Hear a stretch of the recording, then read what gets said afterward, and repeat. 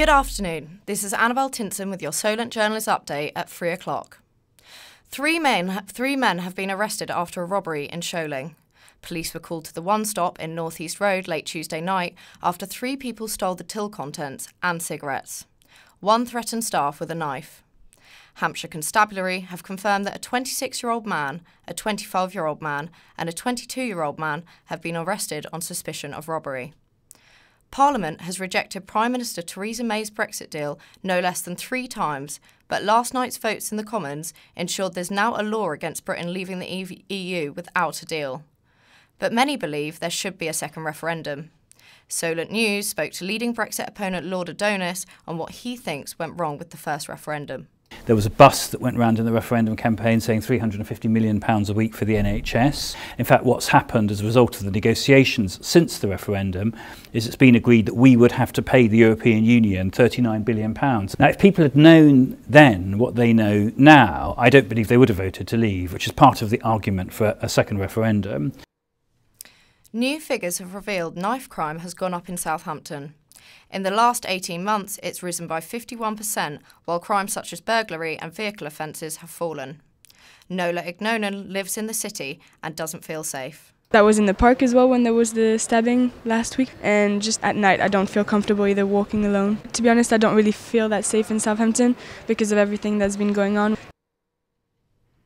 Meanwhile, at midnight, the security staff of Southampton General Hospital will strike over a lack of safety equipment and issues over pay.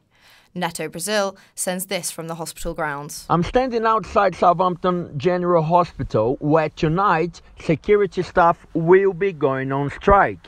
Staff claim they are being attacked on a regular basis by members of the public, either under the influence of drink or drugs within the A&E department. Employees from Mighty Security are striking because of low pay and lack of safety equipment, such as stab vests and safety restraints.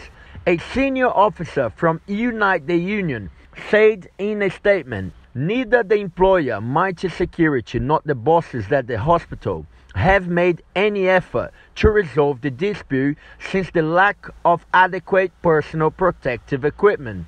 Unless bosses can come to an agreement, the strike will last for 8 days, with the first strike starting tonight, followed by further walkouts on the 19th of April and 24th of May, and another 3-day strike in June." This is Neto Brazil and Solent Journalism.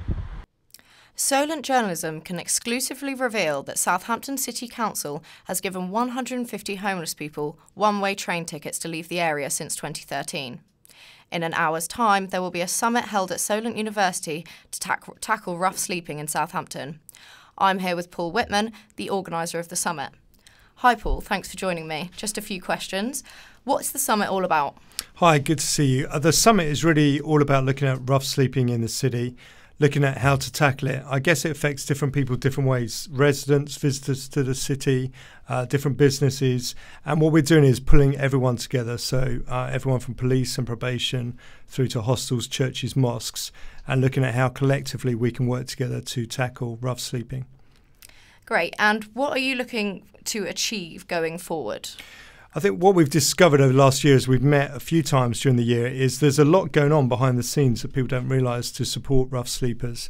And so what we've done with Solent Creatives here at the university is create a new video just showing behind the scenes exactly how we're working with homeless healthcare team, with an outreach team that goes out every week from the council, the hostels, and we put all that together into a short video. And we're going to launch that today here. That sounds really good.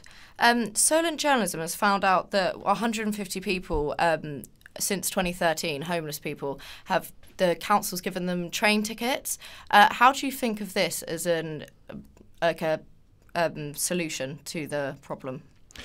Yeah, it's not for me to say. I don't work for the council, but I'm working, in a partnership. Thoughts on it? My thoughts are, I think people move around all the time, so that there is a transient group. So of those people that are in Southampton sleeping rough, some will be originated from Southampton, some will come from other cities. And so the problem is shared all around the country. Rough sleeping is rising. And I think councils and hostels are looking at how we serve that whole population, because moving them around doesn't really help anyone. We know that. The average age of someone who's sleeping rough, the average age in which they die is 43 years old. So what we want is really good local solutions. That's what we focus on today, is what healthcare can we give them, what support can we give them, what mental health support, drug support, whatever they need to get them off the street and into a healthy lifestyle. Okay, thank you very much for your time, Paul. Thank you. Southampton's Bike Night starts again later at 6 p.m. The event sees the Bargate filled with motorbikes of all shapes and sizes before they all go for a ride around the city. It's running every Thursday until August. AD Scammell, the organiser of Bike Night, says the free event is great for the community. Southampton Bike Night, it's a free event.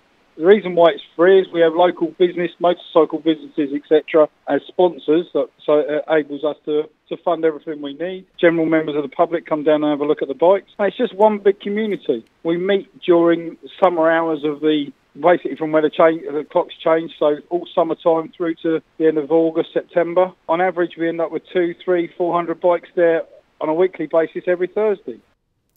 That's all from us for now. You can find more in the Link magazine at 5 and find all our stories at solentjournalism.co.uk.